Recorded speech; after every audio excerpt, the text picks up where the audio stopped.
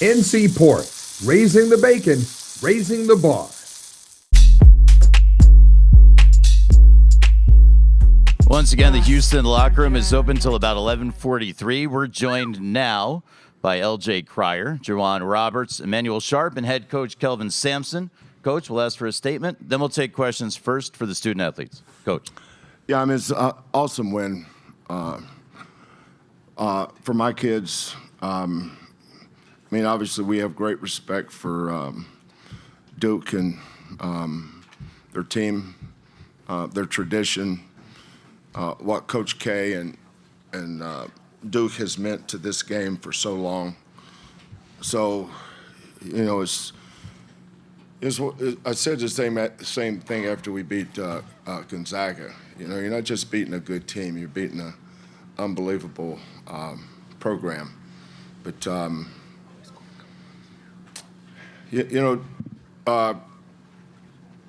knew that Duke's defense was going to give us some problems because of their length. We spent a lot of time matchup hunting in the second half, trying to get the right matchup. The guy, by the way, that's a down and back for the old ball coach. I would not put up with that. I can't believe I have this in my pocket. Sorry about that. You're okay, Coach. When they got up to 14, you know, that's where we had a couple things go right for us. Emmanuel hit a three. We got an offensive rebound. They missed a couple tough ones. But, you know, we held them to 37% the second half. You know, and we held that team to 67 points. So that was a tempo we could live with. We could not win this game in the 80s. We couldn't score 80. But I felt like we could win the game in the high 60s or low 70s. I felt that way going in. We have to depend on unscripted points a lot of nights. You know, unscripted points for us is second chance points.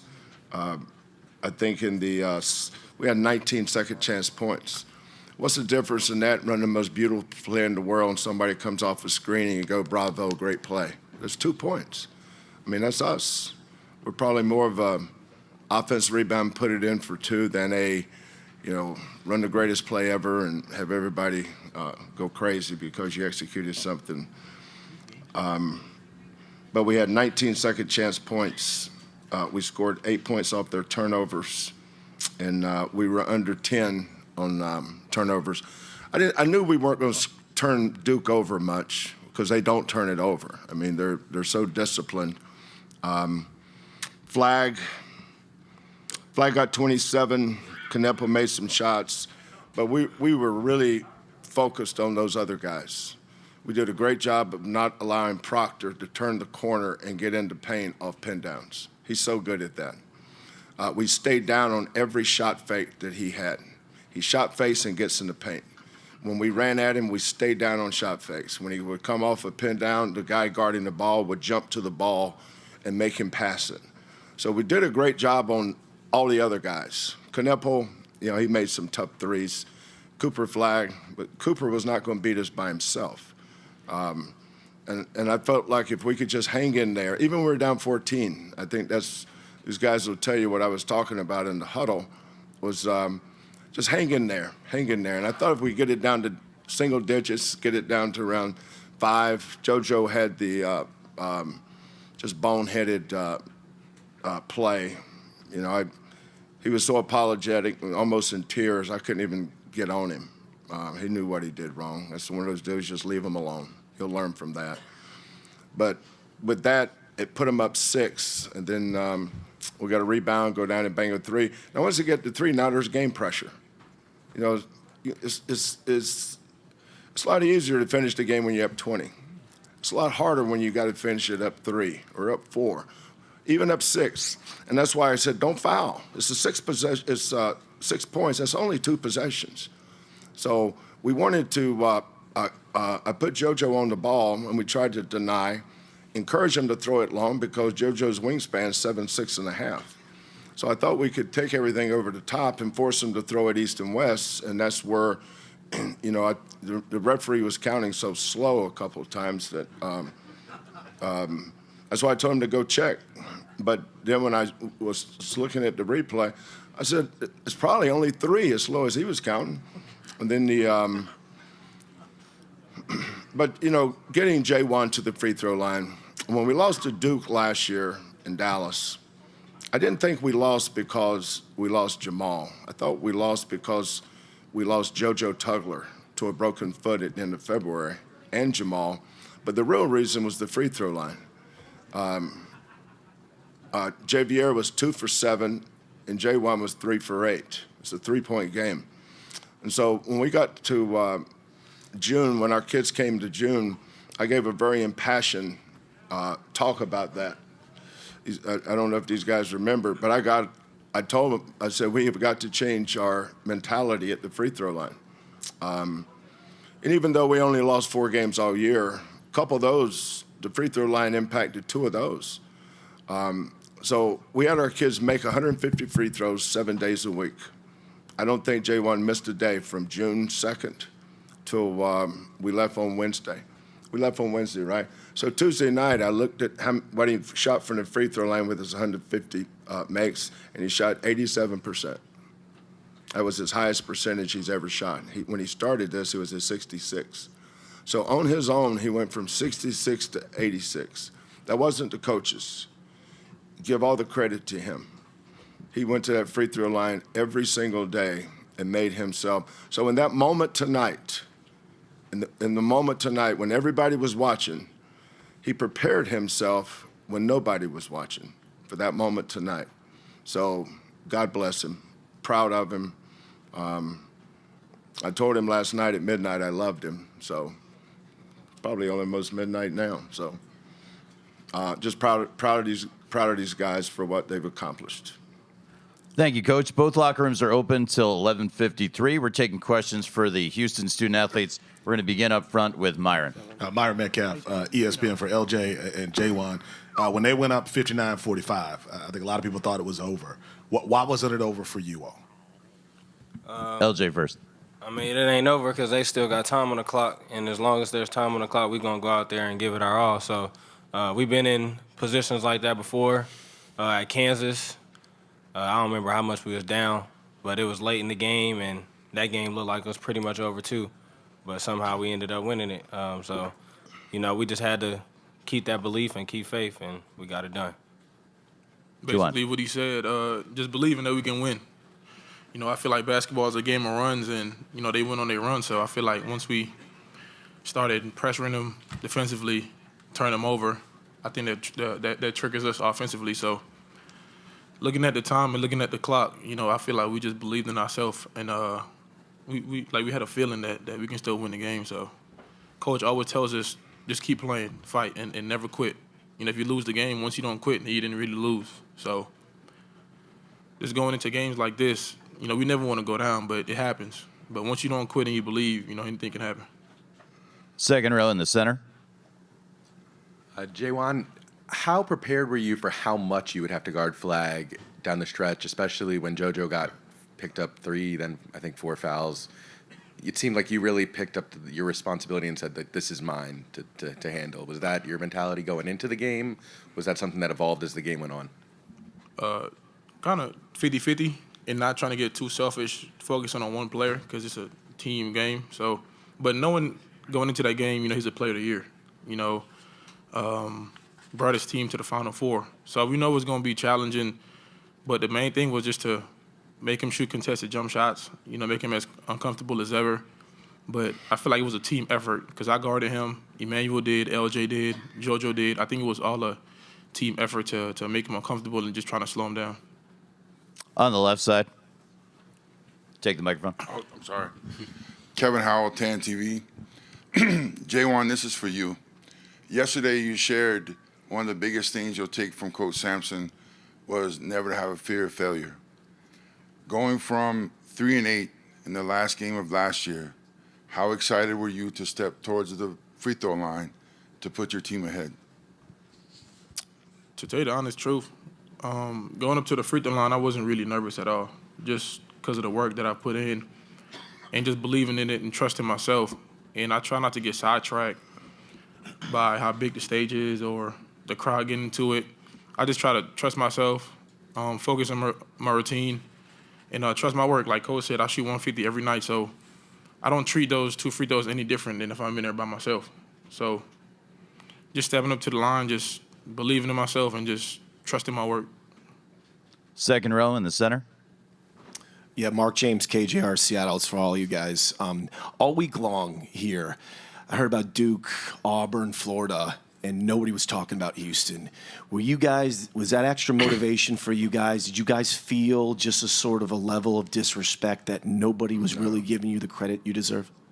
Start with LJ, then Juwan, then Emmanuel. Nah, I mean, I don't really pay attention to what other people say, honestly. I've been doing this whole year, I've been trying to stay off social media and stuff like that, so I really don't see those type of things. I try to just listen to Coach Sampson, and he believed we were the best team in the tournament, so that's the only person I listen to. I mean, everyone has an opinion. They can say what they want to say, but when you put 40 minutes on the clock and you put Houston against whoever, they're going to get our best shot. So we don't have to be mentioned in the greats or this and that. We'll take the underdog spot, and we'll just do what we do.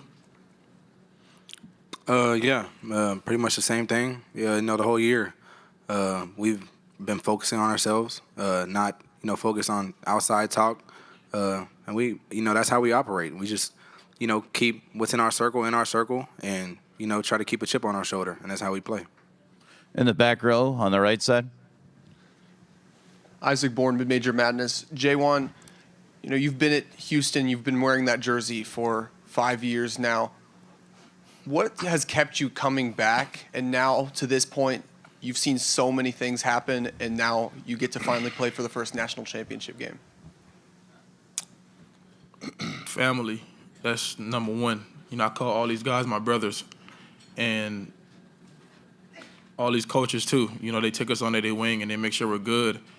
And I feel like when you come across, a bunch of people that's genuine and love you for you, I feel like you want to keep those guys close to you as much as you can. So, if I could be here for another 3 years, I would. But eventually you got to come to an end. But I have a number of respect, for my coaches and players for even giving me opportunity, to play at the University of Houston and just know what comes with this and the culture. I wouldn't trade this for anything else in the world. We want to thank LJ, Juwan, and Emmanuel. They're going to get up and head back toward the locker room, which is going to remain open until somewhere in the neighborhood of 11:44 or 11:53. Depends on whose watch you're looking at right now. Thank you, guys. Thank you. First question for Coach Sampson is going to go to John Fanta. Let's see if we can get him the microphone. He is 4 seats off the aisle. There he is. John Fanta. Kelvin, to hear from your group that they are so locked in on everything. I know you've referenced culture all week long. A culture otherwise than the one you have does not win that basketball game. What can you say about this group's resolve and how much a moment like when you won at Allen Fieldhouse earlier this year you can recall in these moments? Well, we actually, I don't think we could play any worse, and we're down 6 at halftime. I mean, we had some. Our bench wasn't very good the first half, and that's something that we've been good at. I'm not going to call out who, but all 3 of those guys can play better. So instead of ranting and raving at halftime, I was probably more calm and positive because I thought that's what they needed. They know they played poorly, but we're only down 6, and we're not down 16. We're down 6. We were down to Purdue the other night, I think 5. We were down to Arizona in the Big 12 championship game, I think, by 5. I mean, being down, what's the problem? It didn't matter to me that we were down to the team we were playing. We were down 6. I'd say stopping and a basket away from 4. But and we started off. I mean, our offense, we changed some things offensively the second half. And then started scoring. The problem was we were stopping them. Their first shot wasn't beating us. It was their second shot. They kept tracking down offensive rebounds. That's what was hurting us. And I thought if we could hold them to 30-something from the field and we could be plus 10 on the boards, I thought we would win. It called me crazy, but I did. You know, I think we're top 3 or 4 in the nation in field goal percentage defense, and we've always been a pretty good rebounding team. It took us a while to become who we are. But at some point, if you have a culture, your kids aren't, you know, quitting is not part of the deal. We're not going to quit. We're just going to play better. So what we did was not foul. I think that was a big choice that we had to make there down the stretch. Was we were going to put JoJo on the ball and create problems throwing it vertical. So they had to get east and west, and those are the easiest ones to deny because the sideline, at some point, you can't go past that. And then once they got the ball in bounds, if they caught it anywhere near the corners, now you got JoJo coming to trap. Now, if they got the ball out of that, then we were thinking about fouling then. But we came up with a turnover we needed to. Malik he dribbled out there to hit that 3. I can't remember what the score. What were we down when he? How much time was left? Yeah, and I said we don't need a 3. I mean, thank God I had a timeout. So I said let's just get a 2. You know, get a 2, get 2 free throws. We don't need a 3 there. You know, a 3 just reeks of desperation. A 2 means okay, we got an idea how we want to win the game. And then obviously when John called timeout, you know, everybody knows who's going to get it. And when he turned his back, you know, we were going to actually go double him with JoJo, and which means that Emmanuel would have to crack back and take out Mulowach. Not get the rebound, just make sure he does not get the rebound. But Juan, I thought, did an awesome job of getting his hands up high enough that it was not an easy look. But, you know, he had some tough shots all night. But, you know, when there's no such thing as a dagger shot when there's 8 minutes to go. Javon's free throws were daggers. You know, he hit some big threes, under 10, under 9, but that put it up to 14. You know, just keep fighting. LJ, and I think the one thing we did that helped, and you know, as a coach, you're always looking for something. We put the ball in Emmanuel's hands because he had the matchup we wanted in the pick and roll. And so we took the ball out of their best defenders were on LJ and Milos. And we thought that Emmanuel had the best chance to get the ball in the paint. And even if he didn't make the shot, Mulowach or one of their bigs had to come help, right? And that frees us up for offensive rebounding. And that is a huge part of our offense. If we make it, we make it. If not, it's going to be a soft miss. You know, a 3's a long miss. A paint shot is a soft miss. So now we can go tip it or keep it alive and get an offensive rebound. And, you know, we had 18 offensive rebounds, and I just noticed this. We held them to 39%. So there you go. NC Pork. Good for the plate. Great for the state.